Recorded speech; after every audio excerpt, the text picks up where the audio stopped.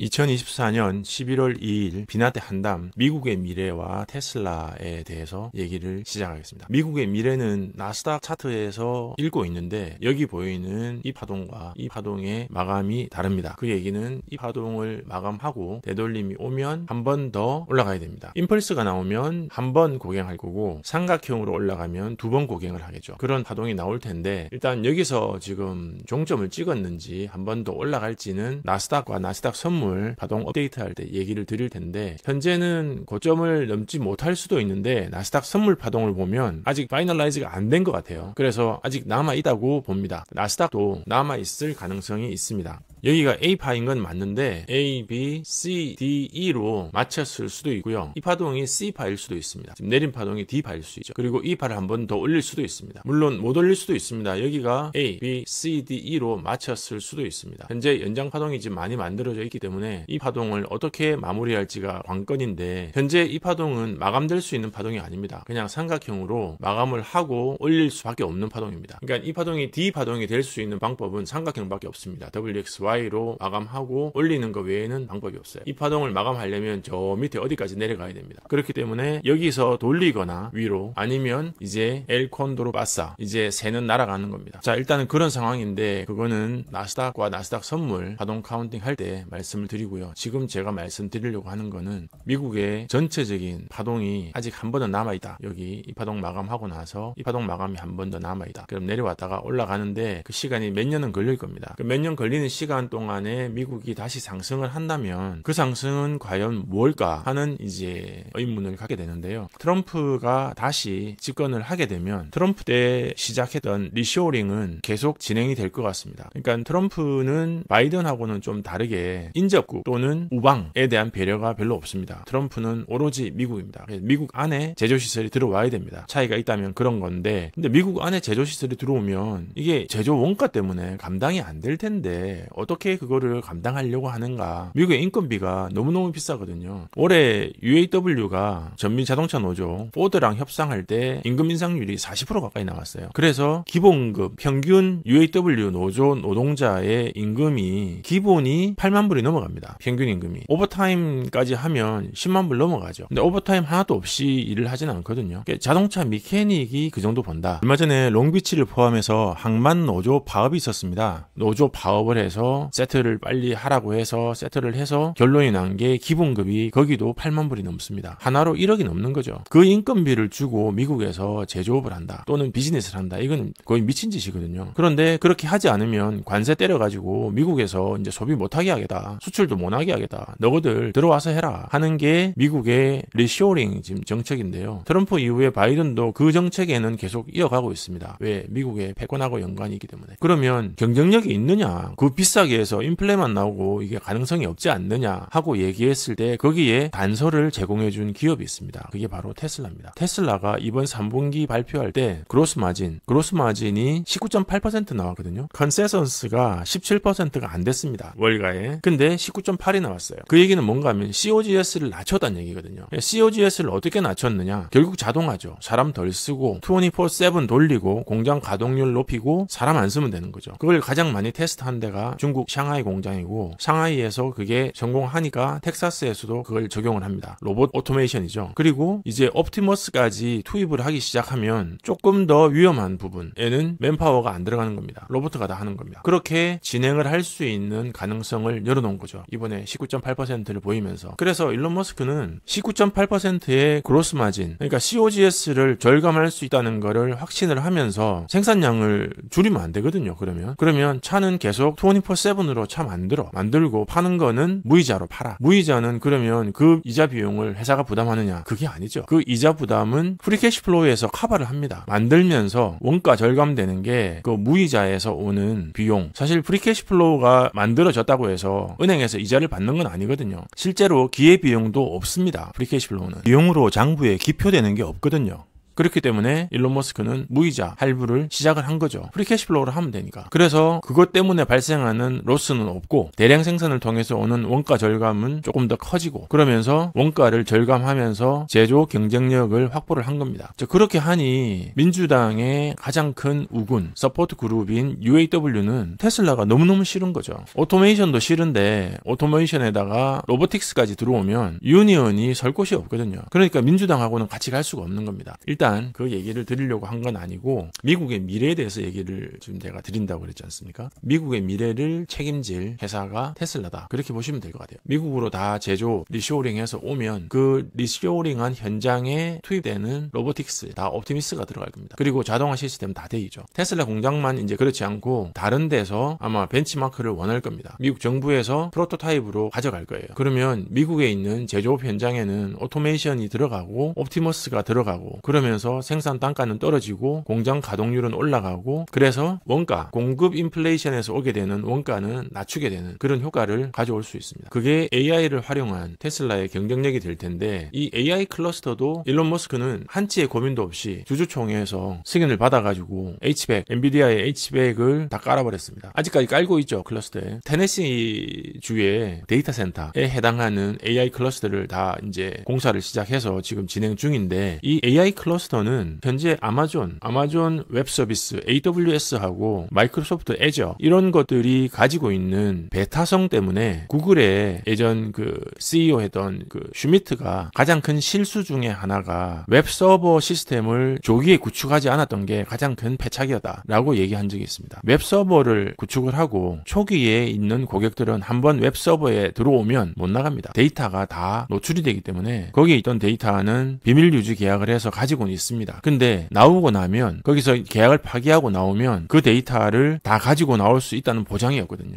못 움직입니다. 한번 들어가면. AI 클러스터 똑같습니다. AI 데이터, 그 데이터가 자산인데 한번 AI 클러스터에 들어가면 다른 AI 클러스터로 트랜스퍼를 못 합니다. 일론 머스크는 그걸 아는 거죠. 그래서 처음부터 테슬라의 AI 클러스터는 테슬라가 한다. 다른 데 거는 안 쓴다. 하는 걸로 원칙을 정해놓고 아예 테슬라의 AI 클러스터를 설치를 했습니다. 애플은 AI 클러스터 투자를 안 하고 있죠. 애플은 또 등쳐먹겠다는 얘기인데 그랬더니 마이크로소프트에서 오픈 AI가 공짜로 해주게 우리 거 써 하고 얘기를 하는 거죠. 마이크로소프트는 애플을 고객으로 쓰고 싶은 거죠. AI 클러스터의 고객으로. 애플은 지금 당장 그 많은 돈을 몇 조가 넘어가는 돈을 투자하면서까지 AI 클러스터에 투자를 하고 싶지 않은 거죠. 근데 페이스북하고 구글은 그걸 압니다. 구글은 한번 웹서버에 대한 아픔이 있었기 때문에 투자 안 해서 후회하는 것보다는 지금 당장 투자하겠다고 얘기를 한 이유가 그 당시에 웹서버 투자를 안 했던 그 뼈저린 경험을 토대로 해서 나온 거고요. 그리고 웹서버를 또 안 했던 기업 중에 그거를 땅을 치고 후회했던 기업이 또 페이스북입니다. 메타죠. 메타도 기업에 사운을 걸고 투자를 하겠다. 그래서 미친 듯이 지금 투자를 하고 있어요. 그래서 마이크로소프트, 구글, 메타 이런 데는 자기네들이 쓸 일이 없어요. 그냥 서드파티에서 AI 클러스터를 세일즈 하려고 지금 투자하는 거예요. 그리고 어차피 AI가 이제 저변이 확대가 되면 AI 클러스터에 외주를 줘서 서버를 써야 됩니다. 자기 서버가 없으면. 그러면 한번 고객으로 들어온 고객은 영원한 고객이거든요. 그래서 마이크로소프트, 구글, 메타 그런 데서 지금 투자를 미친 듯이 하고 있는 겁니다. 그런데 생각보다 아마존이 그걸 안 하고 있어요. 아마존은 아마존 웹서버 할 당시에 잽 베이조스가 주주총회에서 욕을 제일 많이 먹었던 게 AWS입니다. 도대체 그걸 왜 하냐. 아마존이나 잘해라 했는데 지금 돈 버는 거는 AWS고 아마존 온라인 쇼핑몰은 돈이 안 됩니다. 똔똔해서 조금 넘는 정도죠. 그렇게 많이 돈을 못 벌어요. 그런데 AWS가 돈을 벌어주고 있거든요. 그런데 아이러니하게도 AWS가 돈을 버는 이유가 처음에 초기 투자를 했기 때문에 그래서 고객을 붙잡았기 때문에 그게 가능한 건데 아마존은 그걸 안 하고 있어요. 그 무서운 걸 모르는 거죠. 잽 베이조스가 현업에서 떠나지 않습니까? 리더가 없는 거죠. 애플도 스티브 잡스가 있었으면 당장 투자했을 겁니다. 근데 팀 쿡은 굳이 그럴 필요가 없는 거죠. CEO면 CEO답게 미래의 재무제표보다는 당장 다음 분기 재무제표가 중요한 게 CEO입니다. 그래서 거기에 맞춰서 하는 거고 주커버그나 구글이나 마이크로소프트는 아직까지 리더십을 가지고 있는 거죠. 리더들, 파운더들의 리더십이 아직까지 살아있는 거고 잽 베이조스는 손을 뗀 것 같아요. 거의 아마존의 미래가 이제 안 보이는 거 보니까 AI 클러스터는 그래서 앞으로 웹서버 그 이상으로 사용하게 될 AI의 미래인데 테슬라는 AI 클러스터에 지금 투자할 수 있는 계획을 다 마친 상태. 그래서 AI 클러스터가 다 구축이 되고 나면 엔비디아는 별로 할 일이 없습니다. 그때는 그 뒤에 다른 기업들도 이제 AI 클러스터를 구축하려고 하겠죠. 근데 구축해봤자 지금 초기에 AI를 쓸 기업 기업들이 이미 이제 서드 파티로 해서 구글이나 마이크로소프트, 오픈 AI나 또 페이스북 메타의 클라이언트로 계약을 하고 나면 못 나온다는 거죠. 그래서 다른 데서 해봤자 소용이 없어요.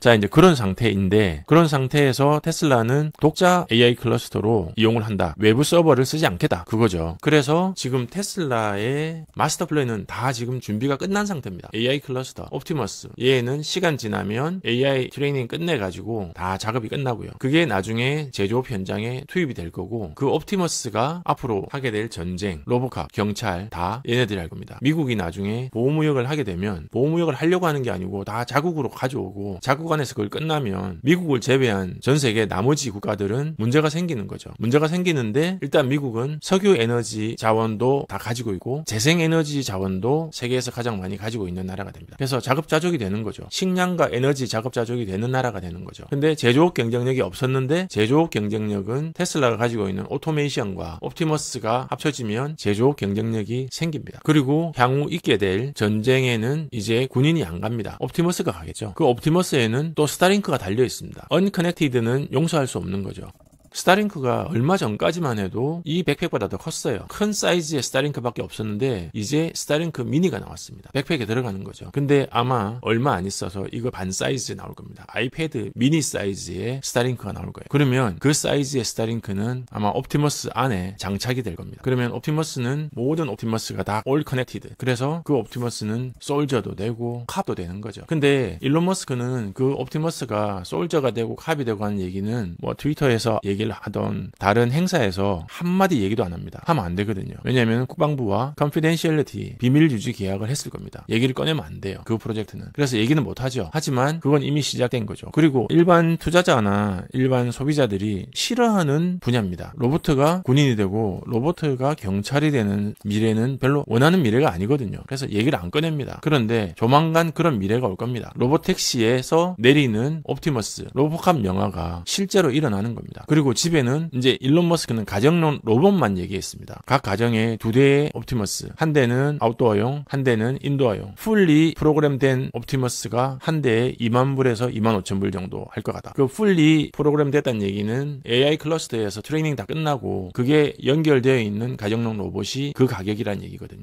그러면 그 다음부터는 이제 시큐리티 서비스도 다 작살이 납니다. 옵티머스 있으면 끝납니다. 그거를 리스로 하면 비용 얼마 안 들거든요. 거기다가 중간중간에 차징은 와이어리스로 충전되고 스토리지는 가지고 있고 기본 펀더멘탈은 다 가지고 있는 거죠. 이런 스타링크나 이런 것들은 다 펀더멘탈입니다. 로봇택시 이런 것도 펀더멘탈이에요. 로봇택시를 움직이게 하는 메커니즘은 똑같이 옵티머스를 움직이거든요. 근데 움직이죠. 옵티머스는 로보틱스고 얘를 움직이는 오퍼레이팅 시스템은 FSD, 사이버캡에 움직이는 AI인 거죠. 그 AI가 AI 클러스터를 통해서 얘를 움직이는 겁니다. 얘를 움직이는 건데 얘가 움직일 때 사람같이 움직이느냐 아니면 로봇같이 움직이느냐 그 차이가 있는 거죠. 그런데 보스턴 다이내믹스에 있는 로봇과는 다르게 얘는 사람같이 움직이는 거죠. 심지어는 손도 사람입니다. 사람같이 움직이는 손을 가지고 있습니다. 그렇기 때문에 얘네들은 제조업 현장에 투입이 되고 서비스직에 3D 업종에 투입이 되고 경찰, 군인 같은 거 또는 심지어 911 화재 출동에도 아마 투입이 될 겁니다. 왜냐하면 스페이스X에서 가지고 있는 스타쉽에 대기권으로 들어올 때 레이얼 자재 그 자재가 지금 사이버 트럭에 적용이 됐고요. 그게 똑같이 옵티머스에 적용이 될 거거든요. 그러면 이 옵티머스는 터미네이터가 되는 겁니다. 방탄인 거죠. 옵티머스는. 그러면 군인이 솔저가 방탄 조끼를 입은 솔저가 총을 맞아도 죽질 않는데 나를 향해서 온다. 전쟁이 안 되는 거죠. 이제 그때부터는 이미 전쟁이 안 되는 겁니다. 미국의 패권이고 나발이고 얘기할 필요가 없어지는 거예요. 그런 상황이 오면. 근데 전 세계 어딜 가 있건 바다 위에 떠 있건 연결이 됩니다. 스타링크로. 그럼 전 세계 어디서 전쟁을 하던 모든 게 다 스타링크로 연결이 되어 있고 그게 AI로 컨트롤이 되면서 옵티머스가 출동하는 거죠. 그러면 이게 전쟁이라고 하는 게 전쟁을 할 때마다 미국은 왜 우리 군인이 다른 나라 전쟁에 가느냐 하는 이슈 때문에 항상 골머리를 앓았어요. 근데 이제는 그 골머리를 앓을 필요가 없죠. 군인이 안 가니까. 옵티머스가 가니까. 그게 스페이스X 가지고 화성 가는 얘기는 그거는 다른 얘기입니다. 아예 딴 얘기예요. 그거는. 딴 얘기인데 그 스페이스X로 화성을 가고 달나라를 가고 하는 거는 다른 얘기고 이거는 지금 지구에서 일어나는 얘기입니다. 지구 안에 있는 미국에서 리쇼링을 했을 때 그 리쇼링의 핵심 되는 기간 산업을 다 지금 가지고 있다는 거. 테슬라가 엔비디아하고는 비교도 할 수 없는 앞으로의 기하급수적인 성장을 할 수 있는. 그러니까 이 로보택시 사이버캡은 그 중에 아주 작은 겁니다. 진짜 무서운 거는 옵티머스죠. 그리고 UAW가 제일 싫어했던 것도 옵티머스죠. 생산 현장에 투입되는 옵티머스는 정말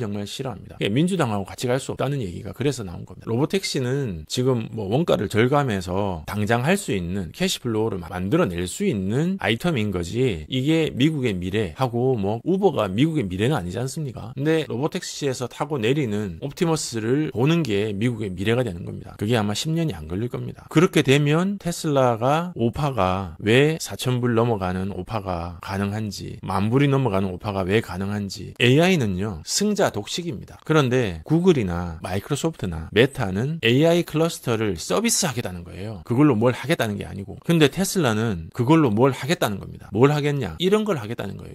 이런 걸 하겠다는 거고, 그 와중에 자잘한 우버, 사이버 택시도 하고 스타링크도 하고, 이거 따로 돈 벌죠. 다 돈 법니다. 얘도 돈 벌고 슈퍼차지 스테이션으로 돈 벌고 옵티머스도 가정용으로 돈 벌고 다 합니다. 다 하는데 정부 주도하는 이 제조업 현장과 퍼블릭 서비스 섹터에서의 일어나는 일들을 AI와 옵티머스가 같이 한다는 거죠. 그 스케일은 지금 엔비디아가 80% 마진으로 삥 뜯고 있는 거 가지고 지금 시가총액이 100배가 올라다, 10배가 올라다, 이런 차원이 아닙니다. 그 차원이 아니에요. 기본적으로 2년 정도 지나면 AI 클러스터에 대한 주도권 싸움은 끝이 납니다. 끝이 나면 엔비디아는 계속 수요는 있을 거예요. H100, H200, 블랙웰 이런 수요는 계속 있을 겁니다. 그런데 지금처럼 똥바가지를 씌워서 마진을 가져가지는 못할 거예요. 왜? 다른 데는 그런 돈도 없고 이미 주도권 싸움은 끝나고, 아마존은 그 뒤에 아마 싸게 해서 AI를 가져가고 싶을 건데 해도 서비스할 수 있는 타이밍은 이미 이제 놓친 거죠. 왜? 2년 정도 지나면 데이터가 이미 생길 대로 생겨서 아마존 웹 서비스로 옮겨가지를 못하거든요. 아마존이 그때 2년 뒤에 AI 클러스터 좀 싸게 만들겠지만 그때는 이미 트랜스퍼를 할 수 있는 시기를 놓친 겁니다. 그거를 메타도 알고 구글도 아는 거죠. 마이크로소프트는 오픈 AI를 알아보고 테이크를 했기 때문에 투자를 한 거고, 애저도 하면서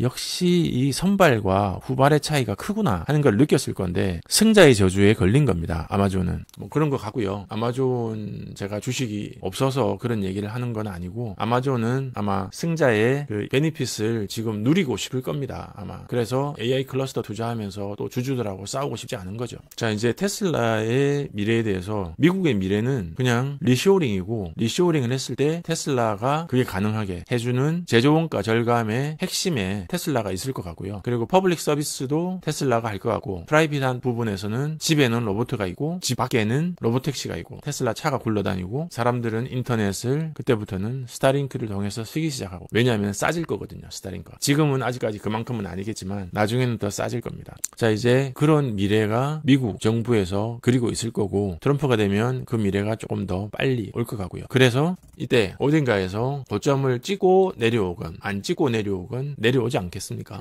여기서 지금 빨간선 만들어 놓은 데서 다시 되돌림을 할 수도 있습니다. 할 수도 있는데 그래봤자 이거 연장하는 겁니다. 터미널. 그럼 연장해서 끝내면 ABC로 끝내는 거 아니겠습니까? 얘가 WXY로 또는 WXYXZ로 끝낼 겁니다. ABC. 그리고 이제 ABC로 끝내는 거죠. 그러면 되돌림이 올 겁니다. 되돌림이 왔다가 다시 올라가는 시절이 오겠죠. 그때 팍스 아메리카나가 올 텐데 그 뒤에 이제 걷잡을 수 없는 대공황. 왜냐면은 노동자가 이제 없어졌으니까. 로봇가 다 하니까. 미국의 제조업을 자동화 시스템과 로봇이 다 커버를 하니까 인간이 할 수 있는 일이 별로 없어진 거죠. 심지어는 AI까지 사무실 영역까지 다 이제 침범을 해서 할 게 없어요, 사람이. 그러면 일이 없어요. 그러면 소비가 없는 거예요. 그럼 이 사람들은 뭐 먹고 사냐? 나라에서 돈을 줘요. 얼만큼? 굶어 죽지 않을 만큼. 그러면 공황이 오는 겁니다. 소비가 줄어드는 거죠. 그때부터 미국은 이 파동이 마감되고 하락을 시작할 거다. 그렇게 생각하고 있습니다. 그런데 그때 테슬라도 빠질란가? 안 빠질란가? 그건 모르겠어요. 테슬라는 빠지지 않을 수도 있습니다. 왜냐하면 오파가